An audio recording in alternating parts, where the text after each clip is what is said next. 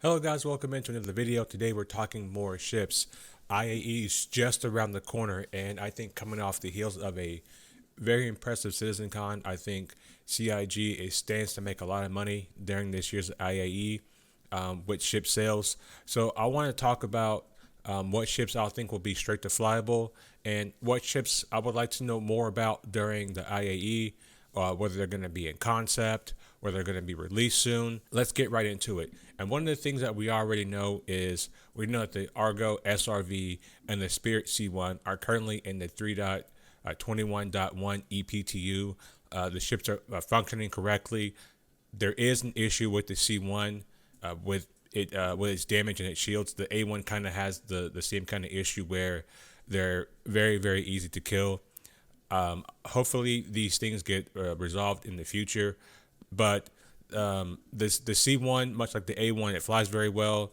You can put two SU cargo boxes on each side of its cargo grid, and if you're not afraid of the jank, which I wouldn't do with its current hull HP stats, I wouldn't do too much jank with this ship just because the ship is fragile. It's literally like glass. I was trying to like push one around a little bit, and I wound up blowing it up within 2 to 3 pushes. So be very careful with the C1 Spirit if you're going to fly it this year during the Crusader Free Fly.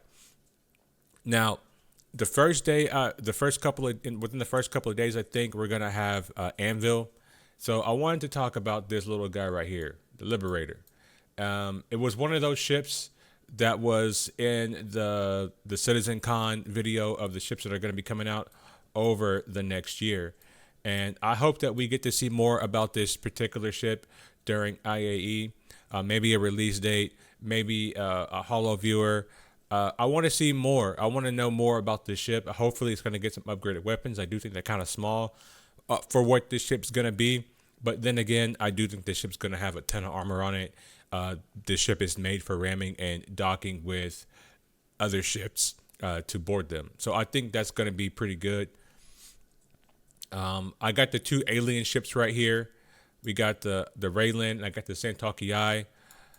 The Santey, I think, is scheduled to be finished during December. I think it's actually committed for 3.22.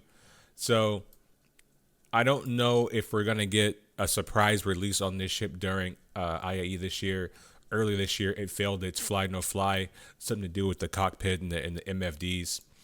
I've noticed there's been a lot of issues with MFDs just in general with this most recent patch of Star Citizen. So, but I would hope, and here's me hoping the hopium. I hope this ship we get a surprise and this ship comes out early. It'll be a good change of pace for CIG to actually get something ahead of schedule versus getting something that was supposed to be done a long time ago and it's still not done yet. But I do think that we will be getting this ship in the future very soon, regardless. Soon TM, right? That's the running meme of Star Citizen. Over here we have not the Santey, guys. I'm tripping right now. You gotta forgive me. Please forgive me. We got the Railen. This is the cargo ship. And I think that there's also going to be another one. It's called the Shulin, I think. And that's supposed to be maybe like the starter variant. But this is the cargo variant of the ship. And I think this is the one that looked like the big giant Fury. I think when the ship is in its different orientation, it kind of has that Fury look to it. It's kind of hard not to say Fury when you're talking about the Fury. But nevertheless, I think that this ship is going to be one of the ships that's going to be straight to flyable as well. If it is, I can't wait to fly it for the first time, get my hands on it, see what it's all about. I think it's a fantastic looking cargo ship. It's one of those ships that we need more of. We need more ships in this class, and I think it has some decent storage too. Its bespoke cargo boxes, I think, are not quite finished yet, but I do think it will hold regular cargo boxes on its grid. And it does, I believe, have 2 tractor beams, if I'm not mistaken. I could be wrong on that. I know you guys will always try to correct me down in the comments on what ships have what. You guys are very great about that. Also, real quick, I don't have any sponsors for this channel, but I am going to tell you guys this. I'm very, very close to getting to 3,000 subscribers. So if I get to that point before the end of November, if you guys help me get there, I will give away a ship. Now, here's the thing that you need to understand. When I give away a ship, I'm buying it out of my own pocket. CIG does not give me any ships to give away to you guys, so this is all coming from me to give back to the community that supports me. So if you guys get me up to 3,000 subscribers by the end of the month, then I will give you guys a ship. Now comment down below, what ship do you want me to give away? You want me to give away a C1 Spirit, or you want me to give away a Zeus Mark II ES or CL? Comment down below. I'll probably leave a poll. I wish I could leave polls in the comments. That'd be nice. That'd be a good change, YouTube. Y'all should do that. But anyway, we're gonna get back to these ships. Another ship that we heard a lot about during, not a lot about, but they talked a lot about this during CitizenCon, was the Retaliator and its modularity. They said there's nothing holding back the modularity, so I would expect to see the Retaliator base model or the modularity come into play during IAE. It'd be kind of nice for them to get modularity in the game before, you know, the Galaxy come out, and which we'll talk about here in a second. Now, the Galaxy, I think, is going to be another ship that's going to sell very well at IAE, just because of what they talked about with CitizenCon and its base building capabilities. I think that more and more, the more they talk about the game and the feature of the game, I think the more that a ship like this will become necessary for your base building operations and its modularity. It's going to be a very, very good ship. I'm not the biggest fan of it myself, especially I think that it's kind of undersized. I would love for them to make a combat variant of this ship, but again, who knows what they're going to do with this ship. I mean, modularity just opens the door for so many things. And I always see you guys asking me in the comments, what website am I using to look at these ships? This website is called starship42.com, the fleet viewer. So this is what I'm using to look at these ships.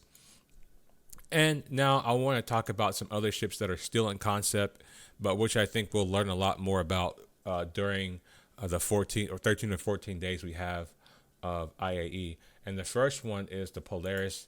I think we're going to get more information about this ship.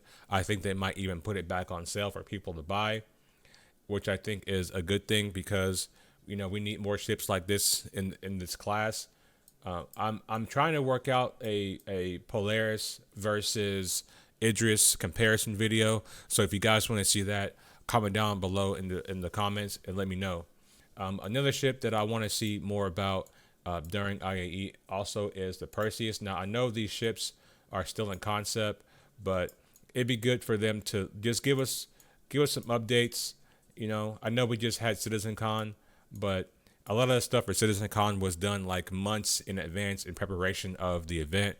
So they're probably a little bit further along than what we think on some of these ships. And I would just like to know more about these and where they're at, and, you know, some of their specs, some of the updates they made, because we all know that their website is not always accurate, and there could always be potentially a change to these ships, and which I think would be fantastic. I think the Perseus is going to be one of the better crewed ships coming up in the future for this game.